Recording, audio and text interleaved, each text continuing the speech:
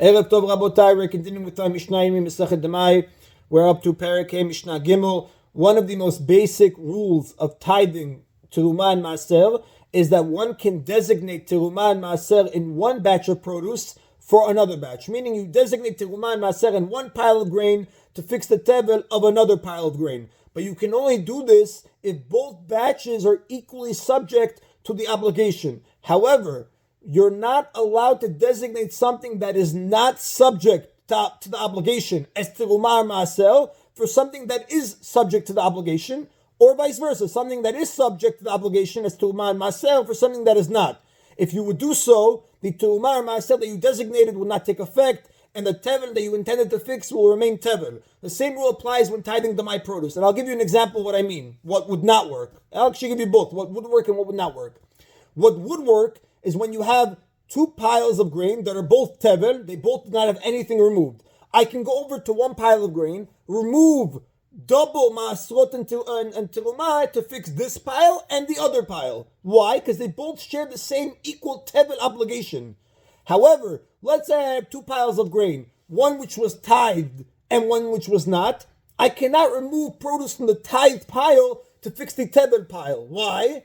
Because they don't share the same obligation, and vice versa. And the reason for this is that Terumah and Maaser, the Mefarshim explain, by definition are the parts of tevel that you sanctified in order to fix the rest of the tevel. So it means, in order for produce to become sanctified as Terumah, it has to come from tevel and it has to be fixing other tevel.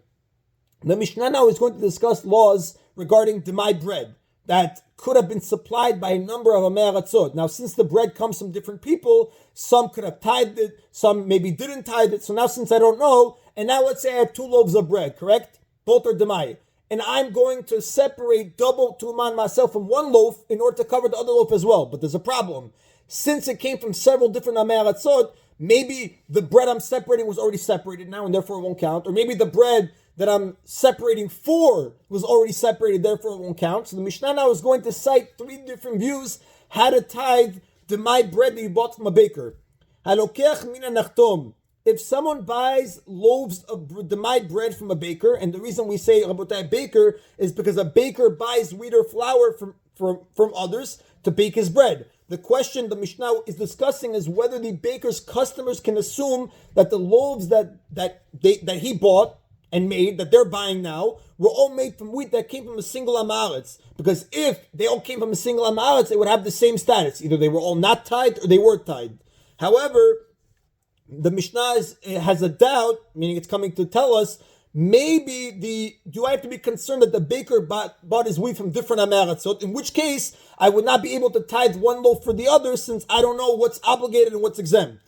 Now, the Mishnah is dealing with the situation, obviously, where the buyer is separating the Demai and not the baker. We spoke about this in the earlier Mishnayot.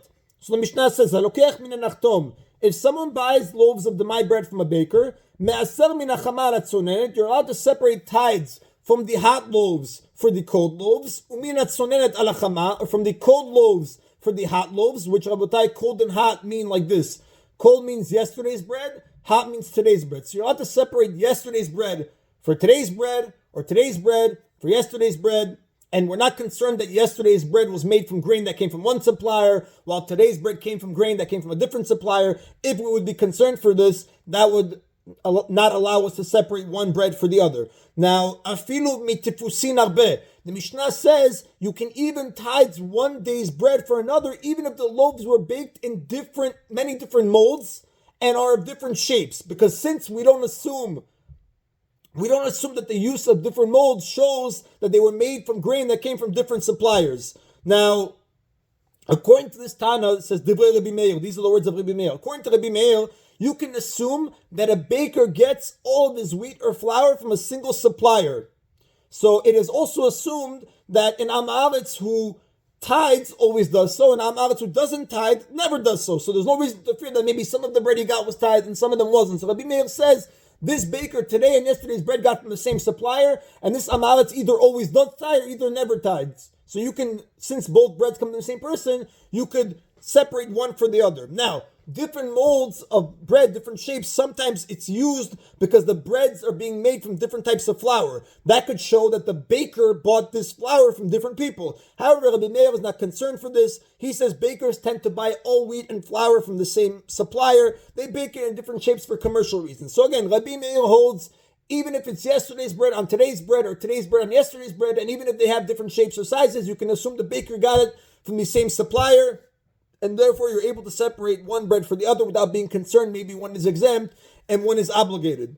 Rabbi Yehuda Oser, however, Rabbi Yehuda prohibits tithing one day's bread for another. She'ani Omer, because I say he suspects chitim shel emesh hayu mishel acher. The wheat used to make yesterday's bread was from one supplier. V'shel hayom hayu mishel acher, and the wheat used to make today's bread is from another supplier. Therefore, if one tithes today's bread for the other, you might be tithing obligated produce on behalf of exempt produce, or vice versa, because maybe since they're from two different suppliers, maybe one supplier tithed and one didn't, and therefore they don't share the same obligation. Now, Rabbi Yehuda's logic is the opposite of Rabbi Meir's. He says a baker doesn't always buy his wheat or flour from the same supplier.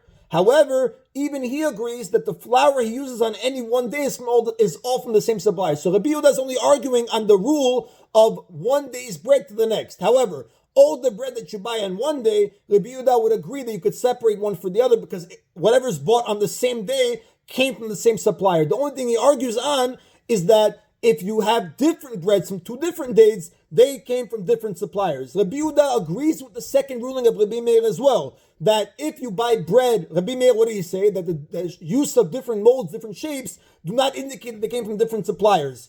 The only concern that Rabbi Yehuda has is that the baker buys from different suppliers on different days. So he says you can't tithe one day's bread for the next day's bread. However, if you're buying bread all from the same day, Rabbi Yehuda would agree that you can tithe one for the other, even if they all have different shapes and sizes, because since they came from this, you got them all on the same day, they most probably came from the same supplier. The Mishnah now is going to cite his third opinion now, who holds that using different molds does cause a problem. Rabbi Shimon oser bitrumat maaser umatir b'chala.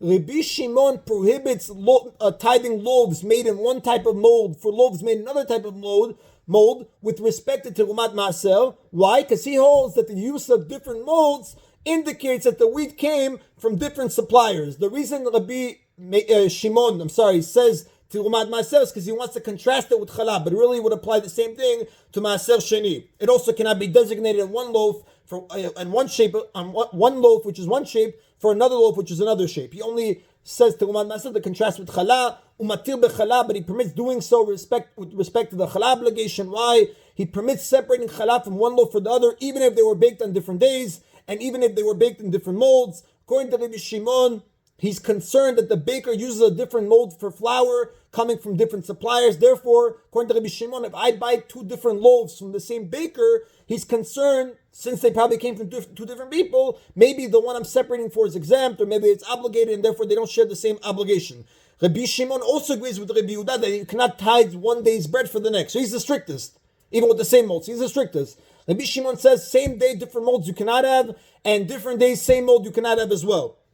Now, unlike other tithes, the challah obligation begins only when the flour is made into dough. The baker does this himself. Therefore, all the loaves, regardless of whether they were baked, which day they were baked, and which mold they were baked, they only became obligated in challah in the possession of the baker. So as a result, Rabbi Shimon says they all have the same status regarding challah, and therefore even Rabbi Shimon agrees that the baker can separate challah for all the loaves together.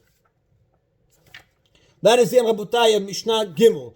Mishnah Daleh is going to teach now the laws for tithing bread that you buy from a shopkeeper. Previous Mishnah was from a baker. Now we're going to speak about a shopkeeper. Halokech min a palter. If someone buys Demai bread from a palter is somebody who buys large amounts of bread from bakers and he sells them one at a time, like a bread shop. Now, halokech min a palter, somebody who buys Demai bread from a bread shop, me'aser mikol tfus, you must separate tithes from the loaves of each and every type of mold separately, because the Mefarshim explain, since a bread shop normally sells the bread of several different bakers, we have to be concerned that the loaves of different shapes come from different bakers. Therefore, a buyer cannot tithe one loaf, which is one shape, for another loaf, which is another shape, because since they came from different people, maybe the one you're tithing already was separated, or maybe the one you're tithing for was already separated. Divrei Rabbi Meir, these are the words of Rabbi Meir. However, Rabbi Meir does allow you to tithe together all the loaves that are of the same shape, because in that case we assume that he got it from a single baker. Even though Rabbi Meir said in the previous Mishnah that even a single baker he can use different molds, and you can tithe the different molds that you bought from the same baker. He doesn't rely on this in the case of a bread shop, because bread shops are known to buy different breads from a number of different bakers, whereas the previous Mishnah was talking about an actual baker. He usually buys from the same supplier. These are the words of Rabbi Meir. Rabbi Yehuda says, Me'achat alakol, you have to separate tithes from one loaf for all the loaves you bought, even if they were baked in different molds. According to Rabbi Yehuda, a bread shop is normally supplied by just one baker, so that all the bread has the same status. So according to Rabbi Yehuda, me'achat alakol, you can separate all the obligations from the loaves, even from one loaf, even if they have different sizes, even if they have different molds. According to Rabbi Yehuda, normally the bread shop is supplied by one baker, so they'll have the same status. Even though the loaves come in different shapes, Rabbi Yehuda is not concerned that they came from different bakers. This could be because a single baker sometimes does different molds. According to Rabbi Yehuda, since a bread shop generally gets all its bread from one baker, and a baker generally gets all his wheat and flour from one day from a single supplier, you can assume that all the bread of the shop came from the wheat and flour of just one supplier. Therefore, Rabbi Yehuda says somebody who buys bread from a bread shop, he's allowed to tithe any loaf baked that day for another loaf baked that day, as long as they were both bought from the same bread shop, and again, they were both produced on the same day. Rabbi Meir, on the other hand, says that bread shops sometimes get loaves of different shapes from different bakers. Therefore, different shaped loaves, even if they were bought on the same day, cannot be tithed one for another. However, individual bakers, like in the previous Mishnah, they get all their wheat and flour from just one supplier. Therefore, any loaves that you bought from a single baker, even if they have different molds, can be separated one from another, and even if they were baked on different days.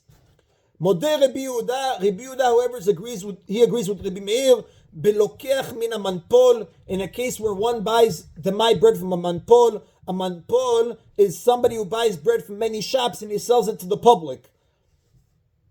Shu ma'aser mikol echad v'echad, the buyer in that case has to separate tithes from each and every loaf separately of their different shapes, because in this case, Rabbi Yehuda says he's concerned that the bread came from many bakers, because this is a job of a manpol. A manpol is supplied by different shops, and each shopkeeper gets his bread from a different baker, who gets his bread from a different amaretz. And since this most probably came from different people, you would not be able to separate one bread for the other. You have to separate for each and every shape separately. The halakha does follow Rabbi Yehuda in this case. That is the end of today's Mishna Yomi, Rabotai. Baruch Adonai Le'olam. Amen v'amen.